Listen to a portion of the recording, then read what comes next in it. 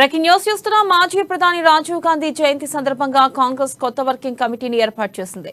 ఇక మొత్తం 39 మందితో కమిటీని నియమించింది. ఇందులో శాశ్వత ఆహ్వానితులుగా 18 మంది నేతలు, ప్రత్యేక ఆహ్వానితులుగా 13 మంది నేతలు ఉంటున్నారు.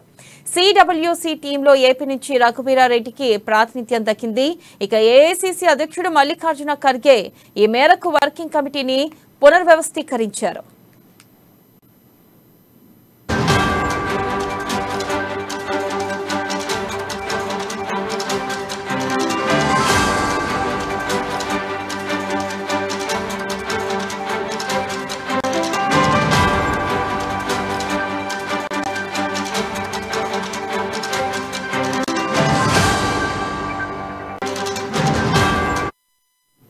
బ్రేకింగ్ న్యూస్ చూస్తున్నాం. మాజీ ప్రధాని రాజీవ్ గాంధీ జయంతి సందర్భంగా కాంగ్రెస్ కొత్త వర్కింగ్ కమిటీని ఏర్పాటు చేసింది. ఇక మొత్తం 39 మందితో కమిటీని నియమించింది.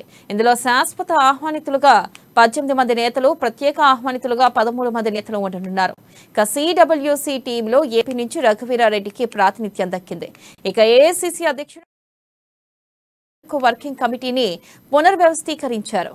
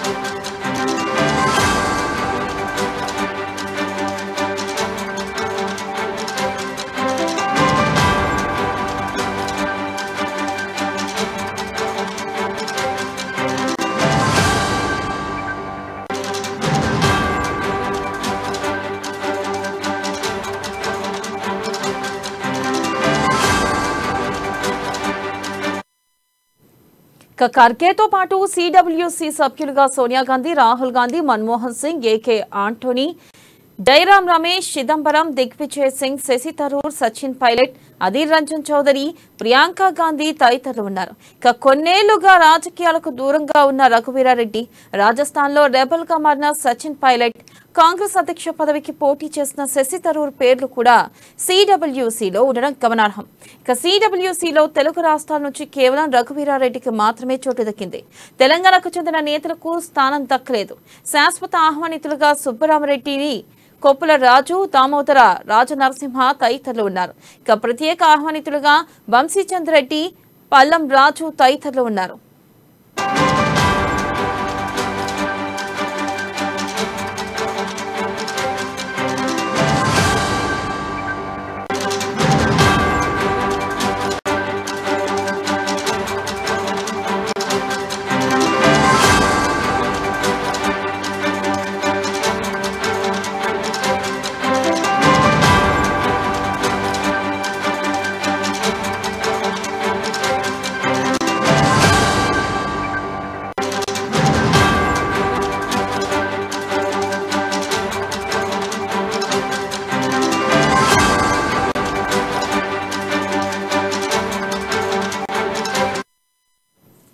బ్రేకింగ్ న్యూస్ చూస్తున్నాం. మాజీ ప్రధాని రాజీవ్ గాంధీ జయంతి సందర్భంగా కాంగ్రెస్ కొత్త వర్కింగ్ కమిటీని ఏర్పాటు చేసింది. ఇక మొత్తం 39 మందితో కమిటీని నియమించింది. ఇక అందులో శాశ్వత ఆహ్వానితులుగా 18 మంది నేతలు, ప్రత్యేక ఆహ్వానితులుగా 13 మంది నేతలు ఉంటున్నారు. దీనిపై మరింత సమాచారాన్ని మా ఢిల్లీ ప్రతినిధి రాజ్ అందిస్తారు. రాజ్, మొత్తానికి కాంగ్రెస్ మరింత దూకుడుగా వెళ్తోంది. ప్రస్తుతం ఎన్నికలు సమీపిస్తున్నటువంటి ఈ తరుణంలో తెలంగాణలో అధికారమే ధ్యేయంగా పనిచేస్తుంది. ప్రస్తుతం మొత్తానికి 39 మందితో కాంగ్రెస్ వర్కింగ్ కమిటీని ప్రకటించింది. ఇందులో ఓవరాల్ గా గమనిస్తే తెలంగాణకి కూడా కొంతవరకు ప్రాముఖ్యత ఇచ్చినట్టుగా తెలుస్తుంది. ఇందులో ఓవరాల్ గా అంటే పూర్తిగా దేశవ్యాప్తంగా గమనిస్తే 32 మంది శాశ్వత ఆహ్వానితులు కాగా 13 మంది మాత్రం ప్రత్యేక ఆహ్వానితులుగా ఉన్నారు. ఇందులో ఏపీ నుండి, ఆంధ్రప్రదేశ్ నుండి సీనియర్ కాంగ్రెస్ నేత రఘువీరారెడ్డికి అవకాశం ఇచ్చారు. మరోవైపు పర్మనెంట్ గా అక్కడ ఉన్నటువంటి పరిస్థితి అంటే ఆంధ్రలో మరోసారి కొంతవరకు తన ప్రాధాన్యతను చూపించుకోవడానికి ప్రయత్నిస్తున్నటువంటి కాంగ్రెస్ సుబ్బిరామిరెడ్డిని, అలాగే తెలంగాణ నుండి దామోదర్ రాజనరసింహ అని ఇప్పటికే దీనికి సంబంధించి ప్రకటించింది. మరోవైపు ప్రత్యేక ఆహ్వానితులుగా పల్లాం రాజు, ఎవరైతే గతంలో కేంద్ర మంత్రిగా పనిచేస్తారో పల్లాం రాజుని ఎంపిక చేసింది. ఇక తెలంగాణ నుండి చల్లా వంశీచందర్ రెడ్డిని, ఎందుకంటే గత కొంతకాలంగా వంశీచందర్ రెడ్డి తెలంగాణకి సంబంధించినటువంటి కాంగ్రెస్ రాజకీయాల్లో చాలా కీలక పాత్ర వహిస్తున్నారు. ముఖ్యంగా యువకులు కావడం, మరోవైపు ఇప్పుడు జరుగుతున్నటువంటి రాజకీయ పరిణామాల నేపథ్యంలో ఆ వర్గానికి చెందినటువంటి నేతకి కీలకమైనటువంటి పదవి ఇవ్వడం జరిగింది. ఓవరాల్ గా గమనిస్తే మొత్తం దేశవ్యాప్తంగా గమనిస్తే రానున్న 5 రాష్ట్రాల ఎన్నికలు ఏవైతే ఉన్నాయో అక్కడ ఉన్నటువంటి పరిస్థితులతో పాటు తెలంగాణలో ప్రత్యేకించి ఇక్కడ ఉన్నటువంటి సామాజిక వర్గాలు ఏవైతే ఉన్నాయో వాటిని ఆకట్టుకునే విధంగా ఇది ఉండబోతోంది. రానున్న రోజుల్లో కాంగ్రెస్ ప్రస్తుతం ఇదే ఊపిరినంత కొనసాగించినట్లయితే ఖచ్చితంగా అధికారంలోకి వచ్చే అవకాశం ఉందని తెలుస్తోంది. దీనికి సంబంధించి పూర్తి స్థాయిలో దీనికి సంబంధించి ఏదైతే చర్చలు జరిగాయో ఇప్పటికే ఆ తర్వాతే ఈ పూర్తి స్థాయి కమిటీని ఏర్పాటు చేశారు.